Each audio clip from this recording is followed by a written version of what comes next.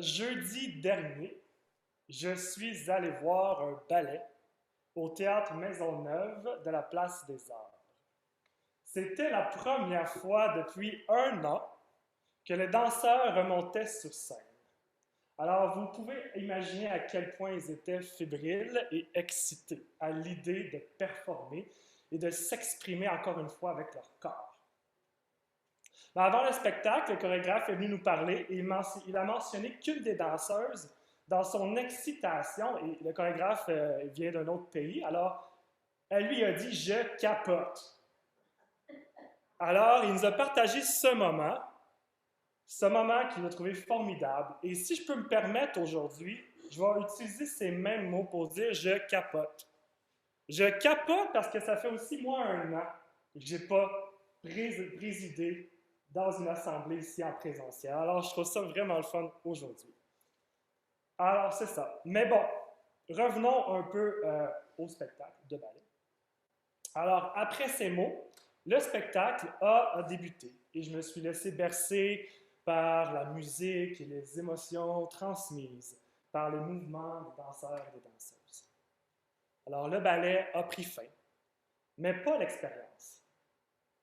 Une petite voix s'est fait entendre, nous demandant de rester à nos places pour des questions de sécurité, jusqu'à ce que le placier nous indique de quitter nos sièges. Alors, une par une, les rangées se sont vidées.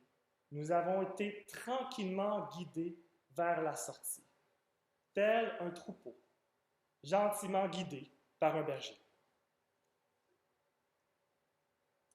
Notre lecture de l'Évangile de Jean nous est très familière. Nous avons tous et toutes entendu la parabole du bon berger et nous avons tous et toutes contemplé différentes toiles, statues, images, comme Darla nous a présenté juste avant le début de la célébration, qui nous montrent Jésus en tant que berger. Mais la figure du berger était également très familière et importante pour les gens de l'époque qui vivaient à l'époque de Jésus. C'était une image à laquelle beaucoup de gens pouvaient probablement s'identifier. C'est également une image qui est présente dans la Torah, ou qu'on pourrait appeler Premier Testament. En fait, lorsque Jésus s'identifie à la figure du berger, Jésus s'identifie également à tous ceux qui l'ont précédé et qui lui ont préparé le chemin.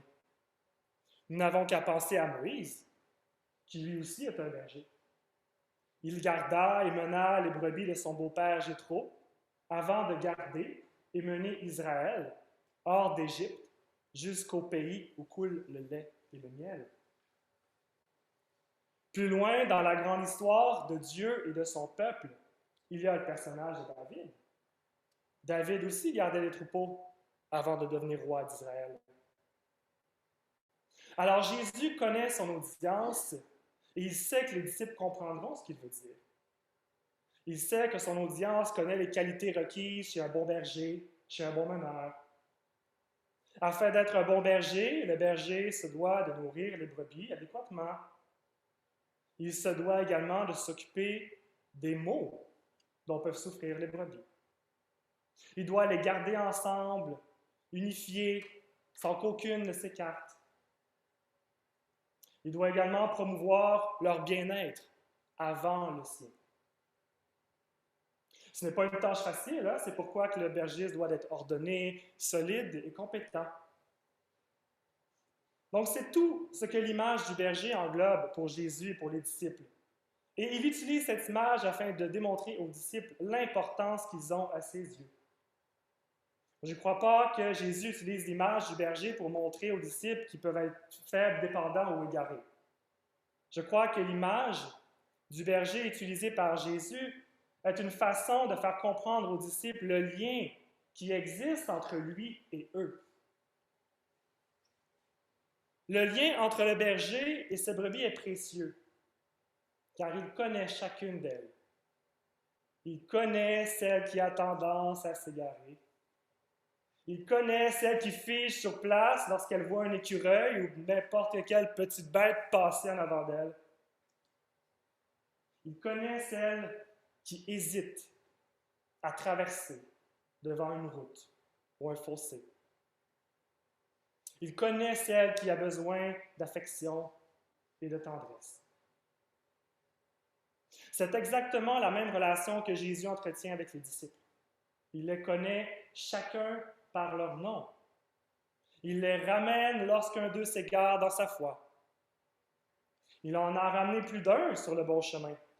Pensons à Zachée, à Matthieu, qui étaient des collecteurs d'impôts et qui en mettaient dans leur poche. Jésus a rassuré aussi les disciples plus d'une fois du fait qu'il serait toujours présent avec eux. Jésus utilise cette image du berger pour faire comprendre aux disciples la relation qu'il entretient avec eux et utilise également cette image pour leur faire connaître la relation que lui et Dieu entretiennent.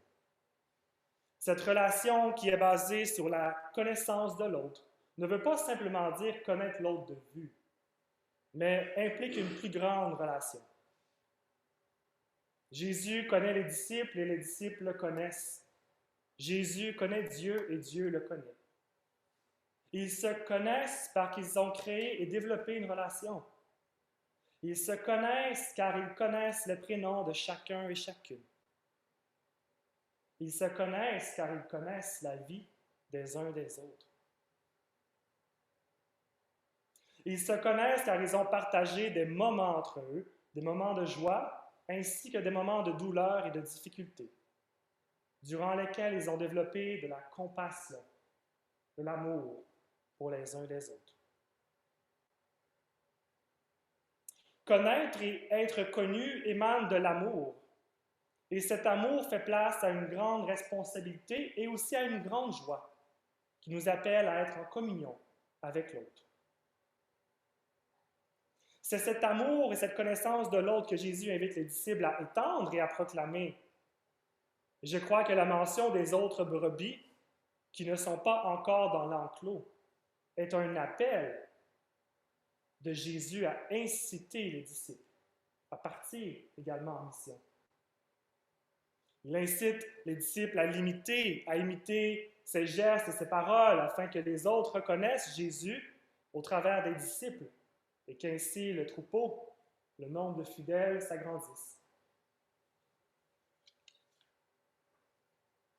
Eh bien, le troupeau s'est agrandi, mes amis, les fidèles se sont réunis car nous sommes ici. Mais sans faire trop de blagues, je crois que ce passage aujourd'hui nous parle plus qu'on le pense. Je crois qu'avec cette parabole du bon berger, Jésus met de l'avant les qualités d'un bon meneur, de même que les rôles de meneur. Lorsque je pense au type de meneur auquel Jésus fait référence par l'entremise du berger, c'est-à-dire une personne qui connaît ceux et celles qu'elle guide, qui se préoccupe du bien-être spirituel, moral et physique de ceux et celles qui l'entourent et qui les protègent, je pense aux pasteurs. Les pasteurs connaissent chaque membre de leur communauté. Mais je ne pense pas non plus qu'à eux. Il y a beaucoup d'autres endroits, domaines de la vie dans lesquels cette relation berger-brebis peut être vue.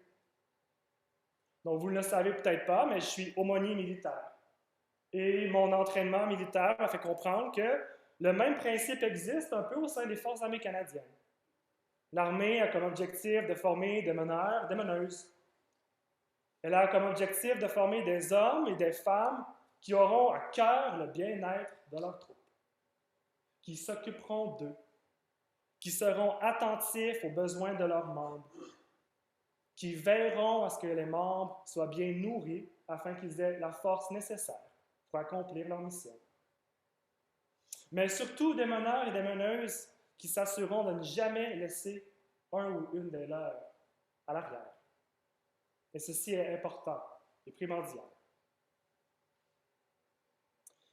Je pense que nous sommes tous et toutes invités par Jésus dans cette parabole à devenir des bergers, car il désire voir son troupeau grandir, et ce, jusqu'à ce qu'il n'y en ait qu'un seul. Et pour ce faire, il doit y avoir des bergers. Et il y a, selon moi, différentes manières d'exercer cet appel rassembleur au sein d'une communauté. Chacun et chacune d'entre vous est un berger en soi. Et cela de par votre désir de connaître l'autre et d'entrer en relation avec l'autre. comme Jésus entre en relation avec les disciples. J'écoutais la chanson de Bienvenue offerte par Lambert avant ce matin et j'ai été frappé par la phrase « On n'a pas d'autre exigence que d'apprendre ton nom. » Wow! Wow! Wow! J'ai trouvé ça merveilleux et je trouve que c'est hyper démonstratif de l'accueil et de l'effet rassembleur démontré par chacune de vous. J'ai lu aussi d'avance les annonces pour aujourd'hui. Là, j'espère que je ne dévoile pas un scoop ici, là. Mais j'ai appris que vous parrainiez avec une famille de réfugiés syriens, avec le ministère des Laurentiens, c'est ça? Et un jeune adulte. Mais également, quel bel exemple, ici, d'un bon berger qui prend soin de ses brebis. Nous sommes tous et toutes des enfants de Dieu et nous devons tous et toutes agir afin d'entrer en relation les uns avec les autres et nous occuper de ceux et celles qui sont dans le besoin. Et c'est un bel exemple ici aussi. Mais aujourd'hui, mes amis, Jésus est ressuscité. Il est ressuscité et vit en chacun et chacune de nous. Par cette parabole, il donne l'exemple du type de relation que nous devons avoir les uns avec les autres. Il nous incite à être rassembleurs, à servir de guide pour notre voisin, à être ouverts et accueillants envers l'étranger, de même que de prendre soin des uns des autres, tout comme il prend soin de nous. Il nous invite à entrer en relation avec l'autre, à le connaître et à tout simplement l'aimer. Aujourd'hui, Jésus est ressuscité. Le bon berger est présent en toi, en toi, en toi et en toi. Il est présent à chacun et chacune de nous. Alléluia, il est ressuscité. Amen.